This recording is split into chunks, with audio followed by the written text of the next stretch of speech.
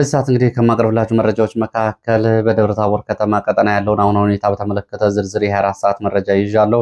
አዳዲስ መረጃዎችን ይዣለሁ። እየተከታተላችሁ አብራችሁ እንድትቆዩ ነው በአክብሮት የምጋብዛችሁ። እንግዲህ በደብረ ታቦር ቀጠናና በደቡብ ጎንደር ዞን በሚገኙ ወረዳዎች፣ ከተማ አስተዳደሮችና ዋና ዋና ቀጠናዎችና የክላስተር ማዕከላት የሚገኝ የብልጽግና ባለስልጣናት እንደዚሁ ወደ ዞን ከሸሹ 6ኛ ቀናቸው ነው።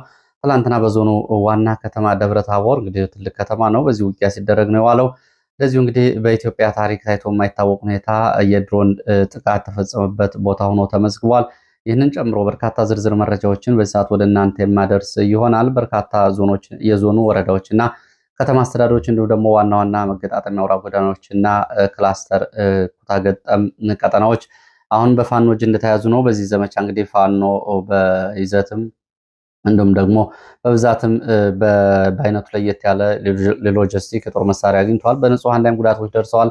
ከዚህ ጋር በተያያዘ ብልጽግናዎች እንደዚሁ ድንጋጤ ውስጥ ገብተዋል። ፖለቲካውን እንደገና እንየው የሚሉ ድምፆች እየተሰሙ ነው ተብሏል። ይህንን ጨምሮ የፖለቲካ እንድምታውና ዝርዝር መረጃዎችን በዚህ ሰዓት ወደ እናንተ እያደረስኩ አብሬያችሁ ቆያለሁ። ደብረ ታቦር ቀጠና ያለውን አሁን ሁኔታ በተመለከተ የ24 ሰዓት ዝርዝር መረጃዎች ይዣለሁ። በሌሎች አካባቢዎችም እንደዚሁ ያሉ መረጃዎችንም አካትቻለሁ። በደቡብ ጎንደር ቀጠና ዛሬ ሌሊቱን ከፍተኛ የሆነ የድሮን ስምሪት ነው እየተደረገው። ከበለሳ ማዕከላዊ ጎንደር እስከ እብናትን ጨምሮ ደብረ ታቦር፣ ጋይንት፣ ጉና ቀጠናዎች ዛሬ ከፍተኛ የሆነ ሌሊቱን የድሮን አሰሳና ቅኝት ነው ሲደረግ ያደረው። ይህንን ጨምሮ አሁን ምን ጉዳዮች አሉ የሚለውን ከአካባቢው ያለው መረጃ አደርሳችኋለሁ። ሌላ ደግሞ እንግዲህ በሰሜን ኢትዮጵያ ያለው አጠቃላይ ሁኔታም እንግዲህ ያው ውጥረቱ እየጨመረ ነው የመጣው በኢትዮጵያና በኤርትራ መካከል፣ እንዲሁም ደግሞ በህወሓትና በፌዴራል መንግስቱ መካከል ያለው ውጥረት ጨምሯል። በኢትዮጵያ አብዛኛው የሰራዊቱና ዘመናዊ የጦር መሳሪያዎች ወደዚህ ግንባር እየተጓጓዙ ነው።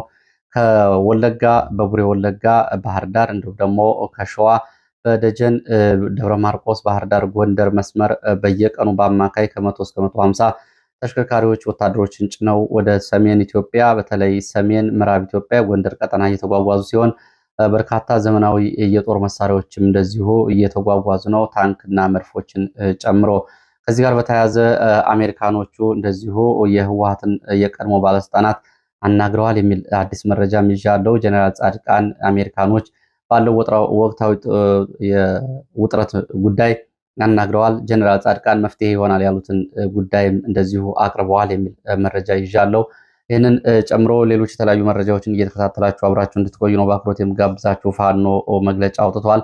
የአማራ ፋኖ ብሔራዊ ንቅናቄ የመጨረሻ ያለውን የምህረት አዋጅ መግለጫ አውጥቷል።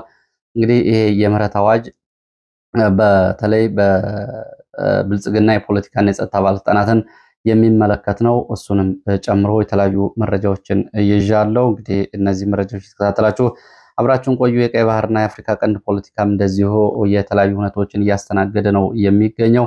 ቀደም ብለን ብዙ መረጃዎችን ስንልባቸው የነበሩት እንግዲህ የአፍሪካ ቀንድ ጉዳዮች ውጥረታቸው እየጨመረ ነው። የሳውዲ አረቢያ የቀይ ባህር የምስራቅ ቀጠና ባለቤት ወደ ኢትዮጵያ መታለች።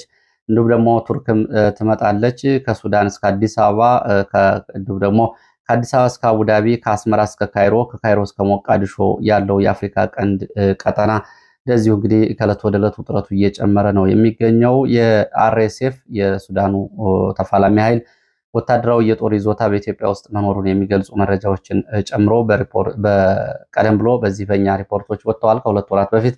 አሁን ከአንድ ቀን በፊት ደግሞ ሮይተርስ ይዞት የወጣውን ዘገባ ተከትሎ የአሜሪካ ሴናተሮችም እንደዚሁ አስተያየቶችና የቀጠና ሁኔታ በተመለከተ ምልከታዎቻቸውን እያስቀመጡ ነው የሚገኘው።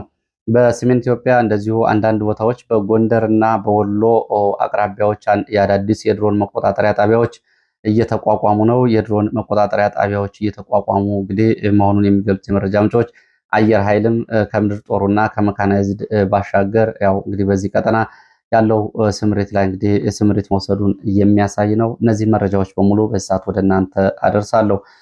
ከዛ በፊት ግን በተለይ በጦርነቱ ውስጥ ምንድናቸው መደረግ ያለባቸው እና የሌለባቸው የሚሉ ጉዳዮች ላይ እስካሁን ወጥ የሆነ ተግባር እየተፈጸመ አይደለም። ይሄ እንግዲህ ቀደም ብሎ በገጠራማ አካባቢዎች በነበሩ ዘመቻዎች የብልጽግና ካድሬዎች፣ የብልጽግና ባለስልጣናትና የአካባቢ ሚሊሻዎች የፋኖ ቤተሰቦች ቤት የፋኖ ንብረት በሚል ንብረት ሲያወድሙ ሲያቃጥሉ ይሄ ሲወገዝ ቆይቷል። ይሄ ግልጽ የሆነ የጦር ወንጀል እንጂ የፖለቲካ ወይም ደግሞ የጦርነት ህግ አይደለም። በአንድ ሰው በሌለበት ሁኔታ ንብረቱን ማቃጠል፣ ቤተሰቦቹን ማሰር፣ ህፃናትን መግደልና የፋኖ ቤተሰቦች ናቸው እያሉ ሰብአዊና አሰቃቂ ድርጊቶችን መፈጸም ሲወገዝ እየቆየ ጉዳይ ነው። በዚህ ጉዳይ ላይ እንግዲህ በመረጃ ያልቀረበበት ይህ ጉዳይ ያልተወገዘበትና ያልተጋለጠበት ጊዜ የለም።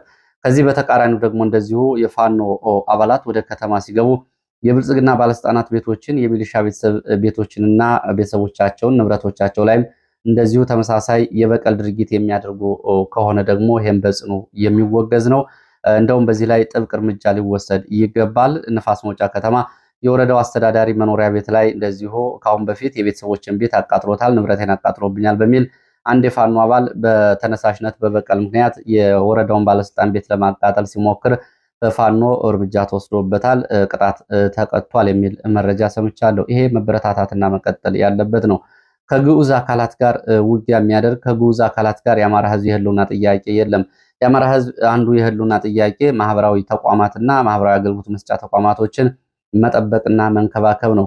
በዚህ ውስጥ እንግዲህ በተለያዩ ጉዳዮች ይኖራሉ። ያው ፋኖ ወደ ከተሞች ሲገባ ቀደም ብለው የእጅ ሰጥተው የነበሩ የፋኖ አባላት የነበሩ የአሁኑ ሚሊሻዎች እንዲሁም ደግሞ ሌሎች ተልዕኮ የሰጣቸው አካላትም በዚህ ድርጊት ሊሳተፉ ይችላሉ። ይሄ ጉዳይ ግን በአጠቃላይ ግን በፋኖ ውስጥ ግን እንደ አንድ ትኩረት ነጥብ መያዝ ያለበት ነው። ትላንትና በደብረታቦር ከተማ የደረሱ ውድመቶች አሉ። እንግዲህ ከውድመቶቹ መካከል ወታደራዊ ተቋማት የሆኑት የካምፖች እንዲሁም ደግሞ ፖሊስ ጣቢያዎችና ሌሎቹ ላይ ይሄ የጦርነቱ አንድ አካል ስለሆኑ ተቋማቱና አገልግሎት የሚሰጡት እሱ ሌላ ጉዳይ ነው። ከዛ ባሻገር ያሉ ግን የማህበራዊ አገልግሎት መስጫ ተቋማት፣ የጤና ተቋማትን፣ የትምህርት ተቋማትን፣ የግብርናና ሌሎች ማህበራዊ አገልግሎት መስጫ ተቋማትን፣ የከተማና የህዝብ አስተዳደር አገልግሎት የሚሰጥባቸውን ተቋማት መጠበቅና መንከባከብ ከፋኖ የሚጠበቅ አንድ ተግባር ነው። በዚህ በኩል በማንም ይሁን በማን የደረሱ ጉዳቶች ግን ውሎ አድሮ ፋኖን ከራሱ ህዝብ ጋር የሚያጋጩት ይሆናሉ። ለፕሮፓጋንዳም ሰለባ የሚያደርጉት ይሆናሉ። በዚህ በኩል እንግዲህ ትላንትና የደረሱ ጉዳቶች አሉ። የዚህ ጉዳትና ውድመት ባለቤቱ እስኪረጋገጥ ድረስ ፋኖ የራሱንም የማጣራት ስራ መስራት አለበት። አሁን በሙሉ ፍረጃ ፋኖ ወደ ከተማ ገብቶ በደብረታቦር ከተማ የሚገኙ 3 ተቋማት ላይ ጉዳት አድርሷል። እንግዲህ 3 ተቋማት ማለት የዞን አስተዳደር አንድ ተቋም አለ። ዞኑ የፋርጣ ወረዳ አስተዳደር አንድ ተቋም አለው። የደብረታቦር ከተማ አስተዳደር ራሱን ችሎ እንደ አስተዳደር ተቋም አለው። በእነዚህ የሶስቱ አስተዳደር ተቋማት ላይ ጉዳቶች መድረሳቸውን የሚገልጹ መረጃዎች ናቸው ያሉት። ይሄ ጨርሶ ሊወገዝ የሚገባው ተግባር ነው። የአማራ ህዝብ እንግዲህ ከህልውና አደጋዎቹ መካከል አንዱ የአገልግሎት መስጫ ተቋማት ሆን ተብለው እንዳይደርሱት ተደርጓል። የህዝቡ ቁጥር እንዲቀነስ በማድረግ አሁን እንግዲህ በአማራ ክልል ያሉ የትምህርት ቤት የጥራት ደረጃ፣ የጤና ጣቢያ የጥራት ደረጃ፣ የስርጭት ደረጃ፣ የብዛት አገልግሎት ይታወቃል። እነዚህን ተቋማት እንግዲህ የበለጠ መንከባከብ ነው። ነገና ከነገ ወዲያ መንግስት በሚኮንበት ጊዜ ወይም ደግሞ ለውጥ በሚመጣበት ጊዜ እነዚህ ተቋማት ቤቶች ናቸው፣ ህንፃዎች ናቸው፣ ባዶ የህዝብ ሰነድ የተከማቸባቸው ቢሮዎች ናቸው። ነገም ሌላው የሚጠቀምባቸው ናቸው። ስለዚህ ከግዑዝ አካላትና ከህንፃዎች ጋር እንዲሁም ደግሞ ከትላንት ወዲያ ቂም በቀል ፈጽመዋል ከተባሉ የሚሊሻና የብልጽግና ባለስልጣናት ቤተሰቦች ጋር እንዲሁም መኖሪያ ንብረቶች ጋር ያለው ጉዳይ በጥንቃቄ ሊታይ የሚገባው ጉዳይ ነው። ይህ እንደ ርዕሰ አንቀጽም ሊታይ ይገባል። እንግዲህ ከአሁን በፊት በተለይ በፋርጣ ወረዳ አስተዳዳሪ አቶ ሙሉ አበጀ የሚባለው በተደጋጋሚ የፋኖ ቤተሰቦች ናቸው በሚል ከብቶቻቸውን የቁም እንስሳቶቻቸውን መንዳቱ፣ ወፍጮ ቤቶቻቸውን ማውደሙ፣ ንብረቶቻቸውን ማውደሙ ይታወቃል። እሱ ስምሪት ተሰጥቶ ትላንት በሱ ቤት ላይ እንደዚሁ ጉዳት ሊያደርሱ የነበሩ ላይ እንደዚሁ ማስጠንቀቂያ ተሰጥቶ የተወሰነ ጉዳት መድረሱ ተሰምቷል። እንደዚህ አይነት ድርጊቶች እንግዲህ መቆም አለባቸው፣ መወገዝ አለባቸው። የህዝብ የግለሰብ ንብረት መጠበቅ አለበት። ሁልጊዜም በተደጋጋሚ እንግዲህ እንደምለው ጦርነት እየተገጠመ ያለው ይሄ በውክልና ፊት ለፊት ከሚገኙት የአድማ ብተና የሚሊሻ አባላት ባሻገር እነሱ ጀርባ የላካቸው የፖለቲካ ኃይል አለ። ይሄ የኦህዴድ የፖለቲካ ኢምፓየር ጋር ነው እንግዲህ ጦርነት እየተደረገ ያለው። እነዚህ ሰዎች በአካል ከተሸነፉ ወይም ደግሞ በእጅ ከገቡና ቦታዎች ከተያዙ እነዚህ ሰዎችም እንግዲህ ከዚህ በኋላ ፖለቲካቸው የላካቸው አካል ተሸናፊ እስከሚሆን ድረስ ወደፊት መግፋት እንጂ እነሱ ፊት ለፊት እነሱን በማግኘት ወይም ደግሞ እነሱ ላይ የሚደርሱ ጉዳቶች የፖለቲካ ተቀባይነትን ነገና ከነገ ወዲያ ወደዚህ የሚመጣውን ኃይል ይቀንስ ካልሆነ የሚጨምረው የለም። ስለዚህ በዚህ ላይ ሊደረግ የሚገባው ጥንቃቄ ሊደረግ ይገባል።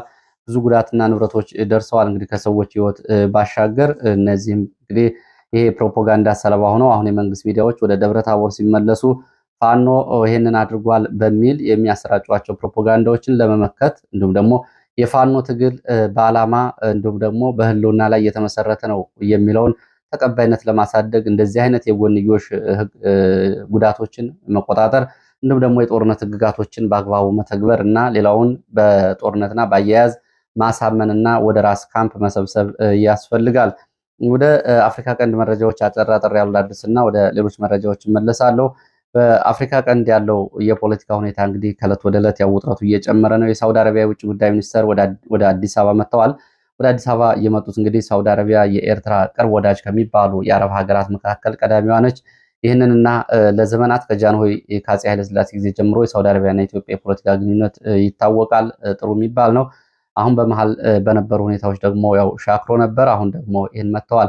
ከዚህ ጋር በተያያዘ እንግዲህ ይህን ጉዳይ በተያያዘ ኤርትራና ኢትዮጵያን ለማሸማገል የሳውዲ አረቢያ የሚሉ ጨምሮ እንደዚሁም ደግሞ ሳውዲ አረቢያ በሱዳን ጦርነት በተቃራኒ ከኢትዮጵያ ጋር በመሆኗ ከአርኤስኤፍ እና ከሱዳን ጦር አንጻር የተለያዩ ፍላጎቶችን ይዛለች። የአሰብና የቀይ ባህርን ውጥረት ተከትሎ ያለውን ሁኔታ ይዛ መታለች የሚሉ ጉዳዮች አሉ። እንግዲህ በጸጥታና በሰላም ጉዳዮች ለመነጋገር እንደሆነ ነው የተገለጸው። ከአሁን በፊት እንግዲህ ኤርትራና ኢትዮጵያን ለማደራደር ሳውዲ አረቢያ 2 ዙር ሙከራ ማድረጓ ይታወቃል። የእንግሊዝ ፓርላማም ሳውዲ አረቢያ ይህን ድርድር እንድታደርግ እንደዚሁ ግፊት ሲያደርግ እንደነበር ይታወቃል። እንግዲህ ይሄ አንዱ የፖለቲካ ማሳያ ነው። ሳውዲ አረቢያ ከዚህ ባሻገር ከሞቃዲሾ ጋር ወታደራዊ ስምምነቶችንም አድርጋለች። ሞቃዲሾ ከብዙ የአረብ ሀገራት ጋር ከሳውዲ አረቢያ፣ ከግብፅ እንዲሁም ደግሞ ከፓኪስታን ኢስላሚክ ሀገራት ጋር የጦር መሳሪያ ድጋፍና ትብብር እያደረገች ሲሆን ከቱርክ ደግሞ ዘመናዊ ጦር መሳሪያዎችና አውሮፕላኖችን አግኝታለች። እንደዚሁም ደግሞ በአርኤስኤፍን የኢትዮጵያ መንግስት እየደገፈ ነው። ወታደራዊ ማሰልጠኛ ማዕከል ሰጥቶ በሶማሌላንድ በኢትዮጵያ በኩል ወደ አርኤስኤፍ የሚደርሱ መሳሪያዎች እየተላለፉ ነው በሚለውና የስልጠና ማዕከሉን በተመለከተ የአሜሪካው ሴናተር ጂም ሪስች በዚህ ጉዳይ ላይ አሳሳቢና ጦርነቱን ወደ ቀጠናው የሚያባብስ ከባድ መዘዝ ይዞ የሚመጣ ጉዳይ ነው በሚል በዚህ ጉዳይ ላይ እንደዚሁ መግለጫ ሰጥተዋል። ወደ አዲስ አበባ የመልሰን መረጃ ላስከትል። በአዲስ አበባ የአፍሪካ ህብረት ስብሰባ እየተደረገ ነው የሚገኘው። እንግዲህ ቀድሞ የውጭ ጉዳይ ሚኒስትሮች ከዛ ርዕሰ ብሔሮች የሚገናኙበት ስብሰባ ነው እየተደረገ ያለው። ከዚህ ስብሰባ ጋር በተያያዘ ከዓለማችን በርካታ ጋዜጠኞች ወደ አዲስ አበባ ይመጣሉ። ጋዜጠኞቹን በተመለከተ እንግዲህ ኢህአፓ መግለጫ አውጥቷል። ኢህአፓ መሰረታዊ የሚባል መግለጫ ነው ያወጣው። በኢትዮጵያ ውስጥ እየተፈጸመ ያለውን የሰብአዊ መብት ጥሰት በተመለከተ ለአፍሪካ ህብረት ስብሰባ ዘገባ የሚመጡ ጋዜጠኞች ይህንንም የሽፋን ዘገባ መስጠት ለዓለም አቀፍ ማህበረሰብ እንዲያጋልጡ ነው ኢህአፓ እየጠየቀው። በኢትዮጵያ የሚፈጸመውን ከፍተኛ የሰብአዊ መብት ጥሰቶች ለዓለም አቀፍ ማህበረሰብ እንዲያደርሱና እንዲያጋልጡ ኢህአፓ ጠይቋል። አዲስ አበባ ከተማ ውጭ የተረጋገጡ ጥቃቶችን፣ መረጃዎችን እየፈለጉ የሰብአዊ መብት ተሟጋቾችን፣ ጋዜጠኞችን፣ ገለልተኛ ታዛቢዎችን፣ የፖለቲካ ተወካዮችን እንዲሁም ደግሞ የሲቪክ ተቋማት አስተባባሪዎችን በመጠየቅ እንደዚሁ ነፃና ገለልተኛ የሆነ በድፍረት ዘገባዎችን እንዲያወጡና እንዲያጋልጡ ጠይቋል። ከዚህ ባሻገር በአዲስ አበባ ከተማ ብልጭልጭ እና ደማቅ መብራቶች ተታለው በኢትዮጵያ ውስጥ ያለው ሁኔታ እንደዚሁ እንዳይዘነጉት ለጋዜጠኞቹ በእንግሊዝኛ በጻፈው መግለጫ ጥሪ አቅርቧል።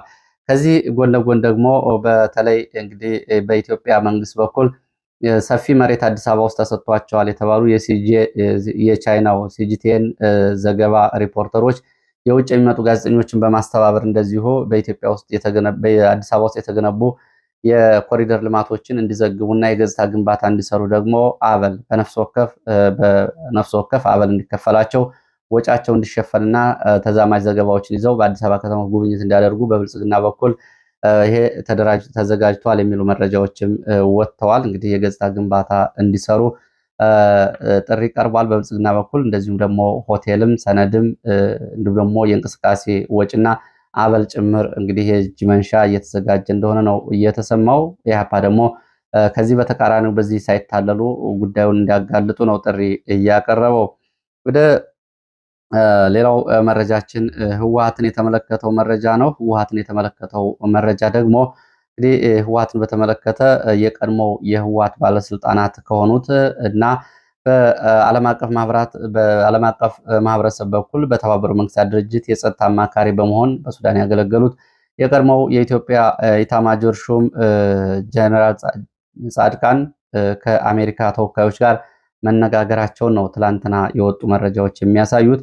ጀነራል ጻድቃንን አሜሪካኖቹ እያናገሯቸው በወቅታዊ በሰሜን ኢትዮጵያ በተለይ በትግራይ እና በፌዴራል መንግስት ያለውን ሁኔታ በተመለከተ ማብራሪያ እንዲሰጧቸው አሜሪካኖቹ ጠይቀዋቸው ነበር ያሉት የመረጃ ምንጮች።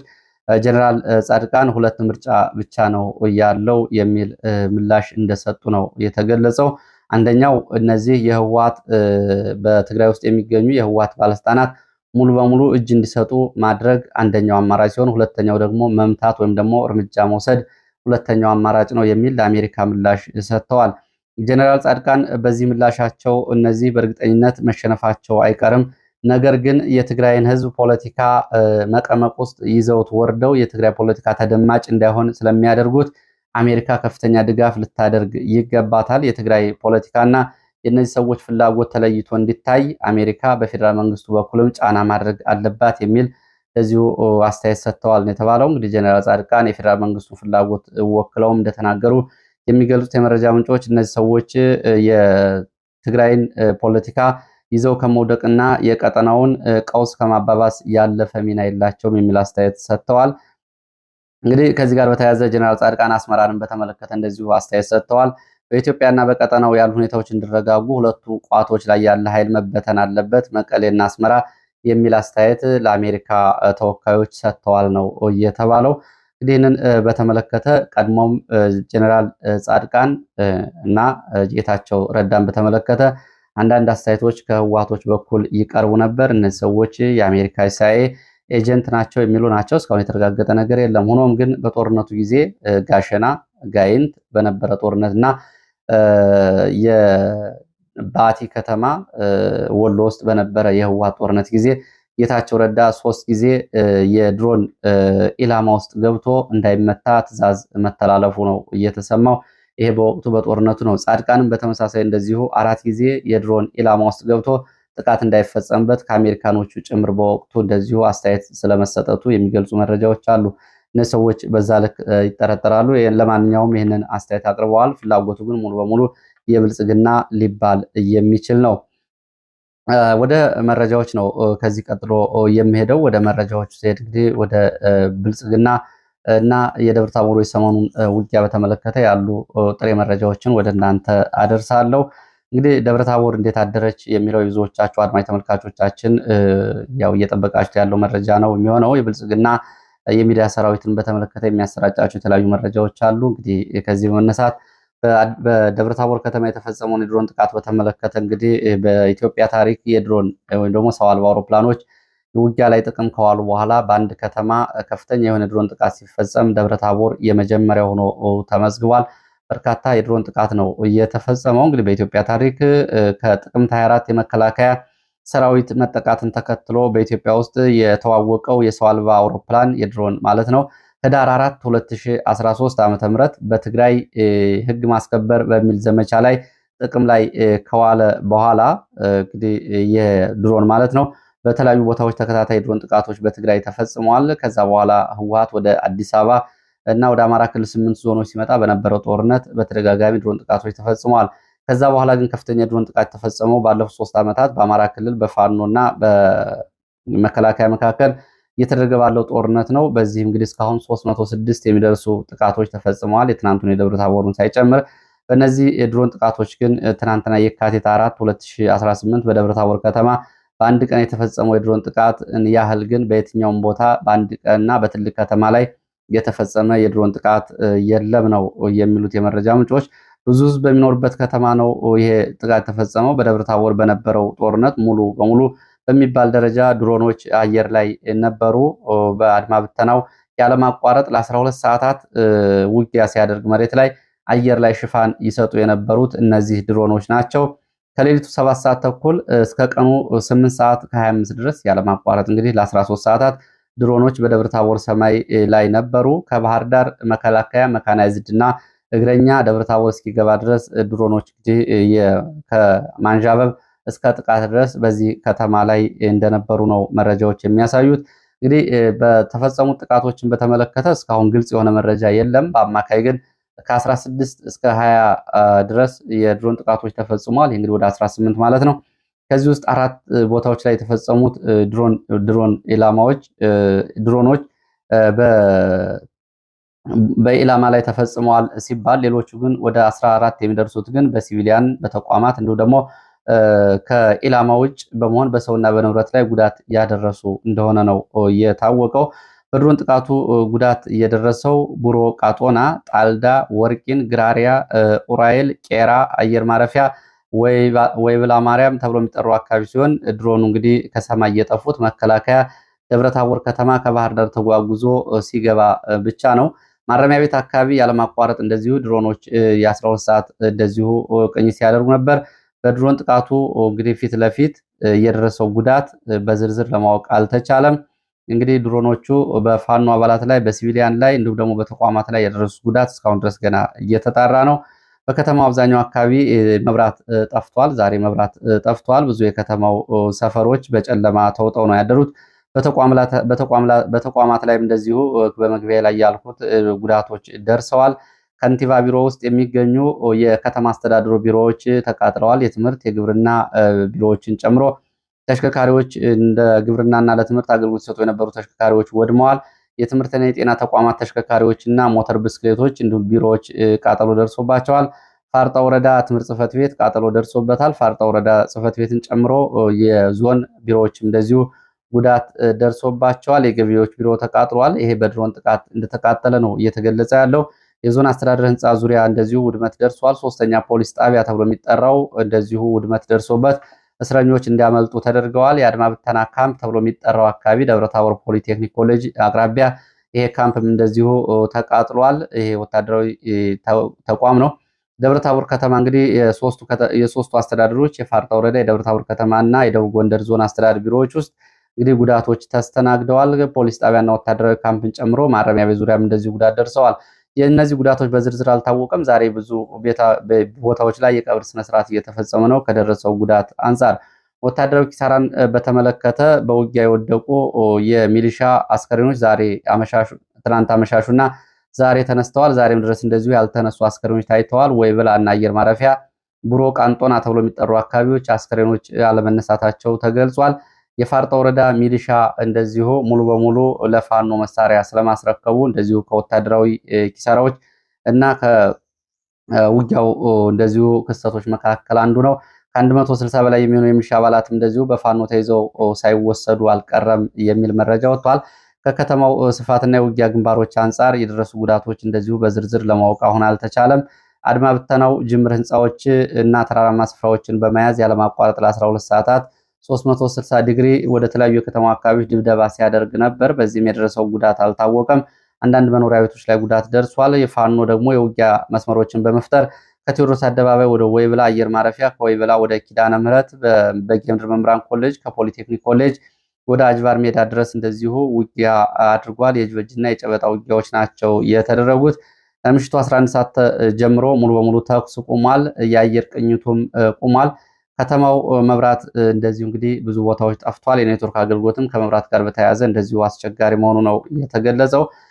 ከደብረታቦር ከተማ ውጭ በቀጠናው ያለው ሁኔታ ምን ይመስላል የሚለውን ስንመለከት ደግሞ በደብረታቦር ቀጠና ላለፉት 6 ቀናት በቀጠለው ዘመቻ ፋኖ ታይቶ የማይታወቅ ሎጂስቲክ ትጥቅና ስንቅ ሲያገኝ፣ በብልጽግና ደግሞ ከ17 ወረዳዎቹን ተነጥቆ ከተሞችንና ወረዳዎች ማለት ነው የፖለቲካና የጸጥታ መዋቅሩ ሙሉ በሙሉ ፈራርሷል። ፈጽሞ የህዝብ አመኔታውን ጨርሶ አጥቷል። አሁን ፋኖ ፈርሷል በሚል ብልጽግና ሲያሰራጨው የነበረው ፕሮፓጋንዳ እንደዚሁ ውሃ በልቶታል።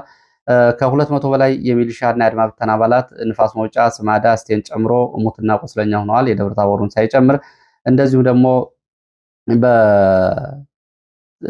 በደብረታቦር ትልቁ ማረሚያ ቤት እና 19 ፖሊስ ጣቢያዎችን ጨምሮ ሰሞኑን በተለያዩ አካባቢዎች እንደዚሁ ጥቃቶች ደርሰዋል። ደብረታቦር ትልቁ ማረሚያ ቤት እንደዚሁ ጉዳት የደረሰው አንድ የምግብ አብሳይ የማረሚያ ቤት፣ አንድ እስረኛና አንድ ፖሊስ እንደዚሁ ህይወታቸው አልፏል። ሙሉ ቀን ውጊያ ሲደረግ በዋለበት ንፋስ መውጫ የሚገኘው ማረሚያ ቤት እንደዚሁ ተሰብሮ እስረኞች በሙሉ እንዲያመልጡ ተደርገዋል። እንግዲህ ይሄ ውጊያ ሲታይ ሰሞኑ ብልጽግና በተለይ በተለያዩ አካባቢዎች የፖለቲካ መዋቅሬን መልሻለሁ፣ እግር ተክያለሁ ቢልም መከላከያ ሲወጣ ብልጽግና አንድ ቀን ማደር እንደማይችል ያሳየ ነው። ይህንን ተከትሎ ብንደራደር ይሻላል፣ ፋኖ ጠፍቷል፣ ፋኖ ተሸንፏል፣ ፋኖ ተበትኗል የሚለው ፕሮፓጋንዳችን አልሰራም የሚሉ አስተያየቶች እየመጡ ነው የሚገኙት። በክልል ደረጃ ድርድር በማድረግ የአማራ ጥያቄ ይፈታል ወይ ይመለሳል ወይ የሚለው ጉዳይ አብሮ የሚነሳው ነው። ለማንኛውም ይህ ጥያቄ ግን በብዙዎቹ በኩል እየተነሳ መሆኑን የሚገልጹ መረጃዎች ወጥተዋል። በብልጽግና በኩል እንግዲህ ከባድ ድንጋጤ ተፈጥሯል። ፋኖ መጥፋቱን እጅ መስጠቱን ፕሮፓጋንዳ ሪፖርት ሲያቀርቡ የነበሩ በሙሉ አሁን ስልካቸውን አጥፍተው ነው እየጠፉት። እንግዲህ ይህንን በተመለከተ አሁን ብልጽግና አዲስ ፕሮፓጋንዳ ስልት ቀይሷል። ፋኖን በተመለከተ ፋኖ የራሱ ጥያቄ የለውም፣ የሚያስመልሰው የህዝብ ጥያቄ የለውም፣ አናቱ ካልተመታ እግሩ አይወድቅም የሚል አዲስ ፕሮፓጋንዳ ዘመቻ መጀመሩ ነው እየታወቀው። መቀሌና አስመራ ያሉ የፋኖ ራሶች መመታት አለባቸው የሚል የሚዲያ ፕሮፓጋንዳና ዘመቻ ስምሪት ተሰጥቶበታል ነው የተባለው። አብይ አህመድ ከአስመራ ጋርም ወዳጅ ሳለ አብይ አህመድ መቀሌ ውስጥ ካለው ኃይል ጋርም ፕሪቶሪያ የሰላም ስምምነት ተፈራርም ያለው ባለበት ጊዜ የአማራ ህዝብ ጥያቄዎች አሉ በሚል ያው ጥያቄው በየአካባቢው እየተነሳ ነበር። መቀሌ የፕሪቶሪያ የሰላም ስምምነት ተፈርሞ አብይ አህመድ ለመቀሌ መልሶ ግንባታ ከፍተኛ በጀት ሲመድብ የአማራ በሽተኞች ግን አማራ በመሆናቸው ወደ አዲስ አበባ ገብተው እንዳይታከሙ ሲከለከሉ ነበር። ስለዚህ ጉዳዩን ለማገናኘት የሚሄድበት መንገድ እየተሳሳተ እንደሆነ ማወቅ ይገባል። እንግዲህ ይህንን ተከትሎ ያለውን ጦርነት አጋጣሚ ለመጠቀም በኤርትራም በህወሓትም በኩል እንቅስቃሴዎች ሊኖሩ ይችላሉ። ይሄ ሲባል ግን የአማራ ህዝብ ጥያቄ ስለሌለው እነዚህ አካላት ፍላጎት ስላላቸው ነው ብሎ መደምደምና የተሳሳተ የፖለቲካ ግንዛቤና ድምዳሜ መያዝ ግን ያው ነገና ከነገ ወዲያ ለሚፈጠሩት ቀውሶችም ጭምር ኃላፊነት ላለመውሰድና በጊዜ መፍትሄ ላለመስጠት የሚደረግ ነው። እንደዚህ አይነት ነገሮች እንግዲህ በተደጋጋሚ ያው በፍረጃ የሚታወቁ ጉዳዮች ናቸው።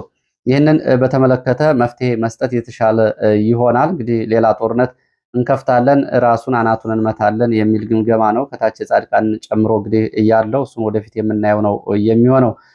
ዛሬ ሌሊት እብናት፣ በለሳ፣ መናመቀጠዋ፣ ጉና፣ ንፋስ መውጫን ጨምሮ የጉና ቀጠናዎችን በ6 ወረዳዎችና በ4 ከተሞች ሌሊቱን የድሮን ስምሪት ተደርጎ ነው ያደረው። አለም ሳጋ አቅራቢያ፣ የጠጉር አቅራቢያ እንደዚሁ ከባህር ዳር ይመጣ በነበረ መካናይዝድ ላይ እንደዚሁ የዙ 23 ላይ ጥቃት ተፈጽሟል። የደረሰው ጉዳት አልታወቀም። እንደዚሁም አንድ ተሽከርካሪ እንደዚሁ ውድመት ደርሶበታል።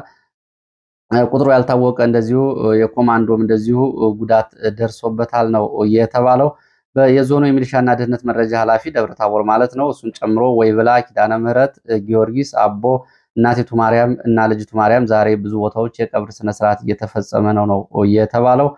እንግዲህ የሚሊሻና የአድማ ብተናን ጨምሮ ማረሚያ ቤት የፖሊስ አባል፣ አንድ ታራሚና አንዲት የወጥ ቤት ሰራተኛ እንደዚሁ ጉዳት ደርሶባቸዋል።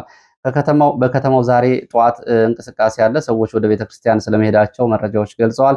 መከላከያ በከተማው መሳሪያዎችን ወድሮ ፓትሮል እያደረገ ነው የሚገኘው። የቀብር ስነስርዓት እየተፈጸመ ነው በብዙ ቦታዎች።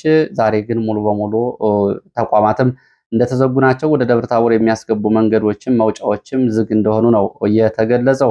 ሌላው ፋኖ መግለጫ ሰጥቷል። አማራ ፋኖ ብሔራዊ ንቅናቄ መግለጫ አውጥቷል። መግለጫው እንግዲህ ጥሪ ነው። በዚህ መግለጫው የጥሪ አቅርቧል። ጥሪ የቀረበው ደግሞ ለተለያዩ አካላት ነው። ይሄ ዛሬ የተላለፈው ጥሪ የምህረት አዋጅ ጥሪ ነው። ኑ ጥላትን በጋራ ታግለን የአማራን ሕዝብ ህልውና እናረጋግጥ በሚል ባቀረበው ጥሪ ለብልጽግና አመራር ተሿሚዎች፣ ለሚሊሻ፣ ለሰላም አስከባሪ፣ ለአድማ ብተና፣ ለፖሊስ፣ ለመደበኛ ፖሊስ እና ለአድማ ብተና ማለት ነው፣ ለመከላከያ አባላት እንደዚሁ ጥሪ አቅርቧል። በዚህ ጥሪ እንግዲህ የምህረት አዋጁ ተጠቃሚ በመሆን ግብረ ኃይል ማቋቋሙንና እነሱ የሚቀበል አደረጃጀት እንዲሁም ደግሞ ሰነድና ፕሮቶኮል መዘጋጀቱን ገልጿል። አፈጻጸም መመሪያ ተዘጋጅቷል። ሙሉ የደህንነት ዋስትና ይሰጣል። ይህ አዋጅ በምህረት አዋጁ ዓለም አቀፍ የሰብአዊ መብት አያያዝና ዋስትናዎች እንዲሁም ደግሞ በፈቃደኝነት ላይ የተመሰረተ እንደዚሁ አፈጻጸሞች ይኖሩታል። ይህንን በተመለከተ እንግዲህ በጥብቅ ዲሲፕሊን የሚመራ ነው ይሄ የምህረት አዋጅ። በየአካባቢው የፋኖ አባላትም የሚመጡ በምህረት ተጠቃሚ የሚሆኑ የጥሪ የተደረገላቸውን የብልጽግና ባለስልጣናት፣ ሚሊሻ፣ አድማ ብተና፣ ፖሊስና መከላከያ በአግባቡ እንዲቀበሉና እንዲያስተናገዱ ነው ጥሪ የተላለፈው። ሙሉ የደህንነት ዋስትና የሚሰጥ ሲሆን ይህም የምህረት አዋጁ ቀን ከየካቲት 4 እስከ የካቲት 15 ቀን እንደሆነ ነው የተገለጸው። ሌላው መረጃችን ወደ ወለጋ የሚወስደን ነው። ከወለጋ ምዕራብ ሸዋ፣ ቤንሻንጉልና ጅማ ቀጠናዎች የነበረ መከላከያ ለአካባቢዎቹን ለሚሊሻና ለክልል ጸጥታ እያስረክቦ እየወጣ እንደሆነ ተገልጿል። ያለማቋረጥ ከወለጋ በቡሬ ባህር ዳር ወደ ጎንደር፣ ከፓዊ ጃዊ፣ ቋራ፣ መተማ ወደ ሁመራ እንዲሁም ደግሞ ከአዲስ አበባ ደጀን፣ ደብረ ማርቆስ፣ ባህር ዳር፣ ጎንደር ኃይል እየተጓጓዘ ነው። በአማካይ በቀን ከ150 በላይ ተሽከርካሪዎች ወታደሮችን እያጓጓዙ ሲሆን በትግራይ በአቅራቢያ በሚገኙ አካባቢዎች በጎንደር እና በወሎ ቀጠናዎች እንደዚሁ ጊዜያዊ የድሮን መቆጣጠሪያ ጣቢያዎች መቋቋማቸውም ተገልጿል። በጎንደርና በወሎ እንዲሁም ደግሞ አፋርን ጨምሮ ይህ እንግዲህ እየሆነ ያለው እግረኛውና መካናይዝዶ በመሬት እየተጓጓዘ እንደዚሁ ደግሞ አየር ኃይል ደግሞ በእነዚህ አቅራቢያዎች ላይ እንደዚሁ አዳዲስ የድሮን መቆጣጠሪያ ጣቢያዎችን እየገነባ መሆኑን የሚያሳዩ ናቸው። ለሰዓት የነበሩ መረጃዎች እነዚህ ናቸው። ስለተከታተላችሁ በእጅጉ አመሰግናለሁ። በሌላ ተመሳሳይ መርሃ ግብር እስከምንገናኝ መልካም ጊዜ